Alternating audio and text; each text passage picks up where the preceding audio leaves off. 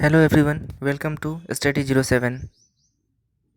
संबंधी शब्दावली, बहुत सारे शब्दावली होते हैं जो संसद से संबंधित होते हैं, तो उन सबको हम एक एक करके देखेंगे और समझेंगे। ये वीडियो 2 पार्ट में आएगा, ये पार्ट 1 है और जो बाकी बच जाएंगे जो शब्दावली उसको मैं पार्ट 2 में लेकर आऊँगा। तो चलो शुरू कर लेते हैं हम लोग, फटाफट इस वीडियो को डिटेल में देख लेते हैं। जैसा कि मैंने बताया, ये पार्ट 1 है, भाग 1 आप यहाँ पर देख सकते हैं, ठीक है। और इसमें हम 3 चीज़ों पर फोकस करने वाले हैं। संसद के सत्र मतलब सेशन ऑफ पार्लियामेंट 3 होते हैं। उसके बाद सत्रावसान, ठीक है ना, टर्मिनेशन ऑफ जो भी हाउस होता है, लोकसभा, राज्यसभा का तो नहीं होता, ठीक है ना, जो सत्र होता है उसका होता है, ठीक है ना, जो सेशन चलते हैं दोनों सदनों में उनका टर्मिनेशन को सत्रावसान कहते हैं। और लोकसभा का विघटन, डिसोल्यूशन ऑफ लोकसभा। इन 3 चीज़ों के आसपास के जो भी शब्दावली है आज हम इसको कवर करेंगे। तो सबसे पहले देख लेते हैं संसद के सत्र 3 होते हैं, वर्ष में 3 सत्र होते हैं। एक होता है बजट सत्र, बजट सेशन, दूसरा होता है मानसून सत्र और तीसरा होता है शीतकालीन सत्र। तो समझ लेते हैं कि कैसे सत्र का आरंभ होता है। अब देखो, जब भी नई लोकसभा का गठन होता है, ठीक है, तो चाहे वो साल का कोई सा भी महीना चल रहा हो, राष्ट्रपति जी पहली बार सत्र का आह्वान करते हैं, ठीक है। तो यहाँ पर लिखा हुआ है कि लोकसभा के प्रत्येक आम चुनाव के बाद प्रथम सत्र के आरंभ पर, ठीक है, चाहे कोई सा भी महीना हो, अगर नई लोकसभा चुनकर आ गई है तो उसका जो फर्स्ट सेशन होगा तब, तथा प्रत्येक वर्ष के आरंभ में, ठीक है ना। अब एक साल तो बीत गया, उसके बाद ये तीनों जो सेशन है ना, ईयर वाइज चलता रहेगा। तो प्रत्येक वर्ष के आरंभ पर दोनों सदनों को राष्ट्रपति संबोधित करते हैं, ठीक है। प्रत्येक साल, हर महीने, मतलब पहले महीने को, और जब नई लोकसभा आएगी उस समय जो भी महीना हो, प्रथम सत्र को कौन बुलाएंगे, कौन संबोधित करेंगे? राष्ट्रपति, ठीक है। और वो संसद को जो अधिवेशन उसको बुलाए जाने का कारण बताते हैं, ठीक है। और देखो यहाँ पर क्या होता है, जो सरकार का जो भी स्कोप है वो बताते हैं, जो भी पॉलिसीज़ है वो राष्ट्रपति जी बताते होते हैं। इनफैक्ट ये जो अभिभाषण होता है राष्ट्रपति जी का, ये वो अपने मन से नहीं देते। ये जो है या तो प्रधानमंत्री या लोकसभा के स्पीकर जो होता है, या जो भी उनके प्रमुख प्रवक्ता होते हैं, वो लिखकर उनको देते हैं, ठीक है। और राष्ट्रपति बस पढ़ते हैं। Being the constitutional head of country, संवैधानिक प्रमुख होने के नाते राष्ट्रपति बस जो सत्र का आह्वान होता है उसके अभिभाषण को पढ़ते मात्र हैं। और इनसे ना बहुत सारी चीज़ों का समझ में आता है कि सरकार किस दिशा में जाने वाली है, सब कुछ समझ में आता है। खासकर अपील करते हैं यहाँ पर राष्ट्रपति दोनों सदनों से, पक्ष विपक्षों से, कि आप लोग जो हैं, आप लोग अच्छे से इनको चलाइए और मैक्सिमम यूज़ करें अपने समय का, पब्लिक के वेलफेयर में अच्छे से अच्छे काम को अंजाम दें, इस तरह की अपील की जाती है। अब सत्र का आह्वान हो गया, अब स्थगन क्या होता है? आपने देखा होगा आए दिन शोर शराबा हो जाता है संसद में। तो जो पीठासीन अधिकारी होते हैं, जो उपाध्यक्ष महोदय होते हैं, जो क्या होते हैं, सभापति महोदय होते हैं और अध्यक्ष होते हैं, ये लोग इसको कॉल ऑफ कर देते हैं, सस्पेंड कर देते हैं, है ना, पोस्टपोन कर देते हैं। तो देख लेते हैं इससे संबंधित प्रावधान क्या है। अब देखो, स्थगन का मतलब होता है सदन के कामकाज को कुछ समय के लिए निलंबित कर देना, सस्पेंड कर देना, ठीक है। ये 2 प्रकार का होता है, एक तो होता है निश्चित काल, एक होता है अनिश्चित काल। तो ये कुछ घंटे, कुछ दिन, सप्ताह का हो सकता है, ठीक है। अब लोकसभा का तथा राज्यसभा का जो दैनिक बैठक होता है ना, इसको स्थगित करने की शक्ति किसके पास होगी? उनके पीठासीन अधिकारी, ठीक है ना, मतलब जो भी चेयरमैन होते हैं लोकसभा में, लोकसभा के अध्यक्ष, तथा राज्यसभा में उनके सभापति महोदय, मतलब उपराष्ट्रपति।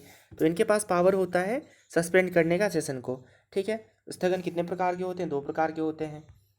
एक होता है निश्चित काल के लिए, मान लो स्पीकर महोदय ने कह दिया कि 2 दिन के लिए या 1 दिन के लिए स्थगित की जाती है, तो 1 दिन के लिए हो गया ये। और एक होता है अनिश्चित काल के लिए, एक होता है अनिश्चित काल के लिए। उन्होंने समय का मेंशन नहीं किया, स्थिति बहुत ज़्यादा ख़राब थी, इसलिए उन्होंने कह दिया कि अनिश्चित काल के लिए एडजॉर्न, ठीक है, तो एडजॉर्न हो जाती है।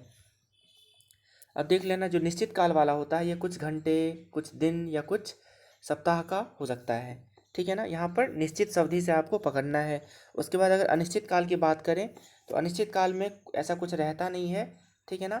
ये अनिश्चित काल मतलब अनिश्चित काल ही हो जाता है, और उन्हें पुनः किस दिन बुलाया जाएगा ये नहीं बताया जाता है, ठीक है। ये डिपेंड करता है चीज़ों पे कि जब भी उनको बुलाया जाए। अब सत्रावसान क्या होता है?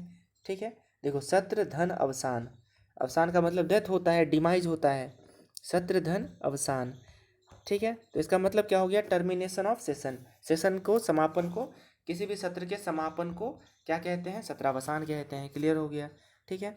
अब ये क्या होता है, जैसे कि लोकसभा के 5 साल पूरे हो गए तब, या फिर साल का एंड हो रहा है तब, ठीक है, टेक्निकली इसको क्या करना पड़ता है, ख़त्म करना पड़ता है, फिर नया सेशन चलेगा, या अगर नई लोकसभा आई है तो फिर से नया सेशन चलेगा। ठीक है, तो जब संसद के पीठासीन अधिकारी सदन का सत्र पूर्ण होने पर, कंप्लीट होने पर अनिश्चित काल के लिए स्थगित करता है, तो उसके कुछ दिन बाद ही राष्ट्रपति जी क्या कर देंगे, अवसान कर देंगे। ठीक है, राष्ट्रपति जी अवसान कर देंगे। हमेशा याद रख लेना, संसद को आह्वान और सत्रावसान करने की शक्ति किसके पास होती है, राष्ट्रपति जी के पास होती है। अब बात करते हैं लोकसभा का विघटन का। ठीक है, 5 साल पूरे हो गए, अब तो डिजॉल्व करना पड़ेगा लोकसभा को। ठीक है, तो लोकसभा यहाँ पे विघटित करना था, विघटित करने की शक्ति राष्ट्रपति में होती है। ठीक है ना, किसके पास, विघटित करने की शक्ति राष्ट्रपति के पास होती है।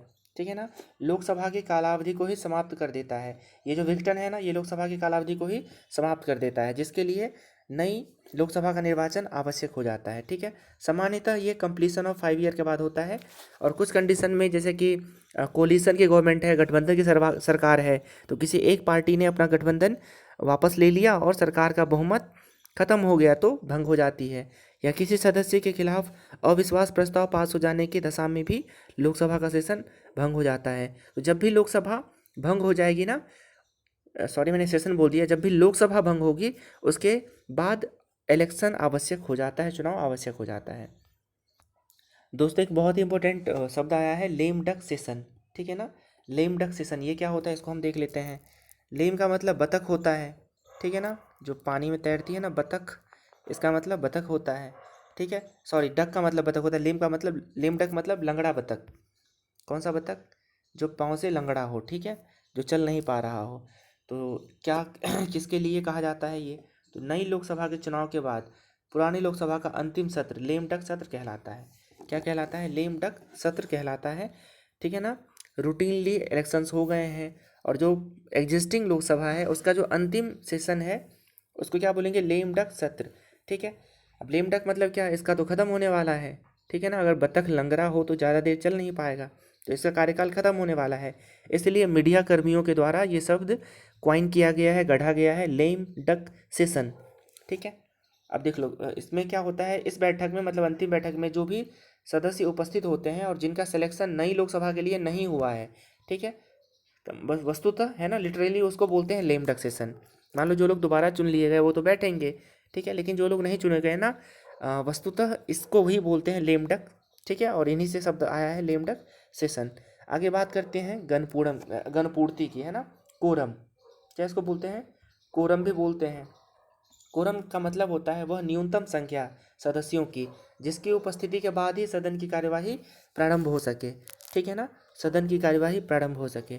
मान लो कि कोई क्लास है, क्लास में अगर 10 बच्चे से एक भी बच्चा कम आया तो मास्टर साहब क्या करेंगे, मास्टर साहब क्लास को बंद, मतलब क्लास नहीं लेंगे। तो आप कह सकते हो कि मिनिमम 10 क्या है, कोरम है, गणपूर्ति है। ठीक है, तो सिमिलरली यहाँ पर भी होता है। अब देख लो, दो चाहे राज्यसभा हो या लोकसभा हो, दोनों ही सेशन में 1/10 इतने लोग आने चाहिए, 1/10 लोग उपस्थित होने चाहिए। ठीक है, मान के चलो हम उदाहरण लेते हैं लोकसभा का, तो लोकसभा में कितने लोग होते हैं मैक्सिमम अभी तो 545। ठीक है, तो 545 का 1/10 कितना होगा, 545 का 1/10 हो जाएगा 54 या 55, 54-55 हो जाएगा। तो 54-55 लोग होने चाहिए, तभी जाके क्या होगा, कार्यवाही चलेगी सदन की, नहीं तो नहीं चलेगी। ठीक है, और ये एक बार पढ़ लो इसको। यह प्रत्येक सदन में पीठासीन अधिकारी सहित, मतलब सभापति या फिर लोकसभा के अध्यक्ष के सहित उनके सदस्यों का 1/10 होता है, 1/10 होता है ना। गणपूर्ति नहीं होने पर अध्यक्ष या सभापति सदन की कार्यवाही को कॉल ऑफ कर देगा, स्थगित कर देंगे। ठीक है, बात करते हैं सदन में मतदान। देखो सदन में ना जो हमेशा याद रख लेना, मेजोरिटी से, बहुमत से मतदान होता है। कोई भी विधेयक हो, कोई भी बिल हो, उसके ऊपर काउंटिंग करवा ली जाती है। ठीक है, मान लो कि 100 लोग उपस्थित है, 100 में से 60 लोगों ने पक्ष में दिया, 40 लोगों ने अगेंस्ट में दिया, तो ये बिल सामान्य बहुमत से पारित मान लिया जाएगा। ठीक है, और कभी कभी होता है विशेष बहुमत। तो विशेष बहुमत का मतलब होता है 2/3, जैसे कि 545,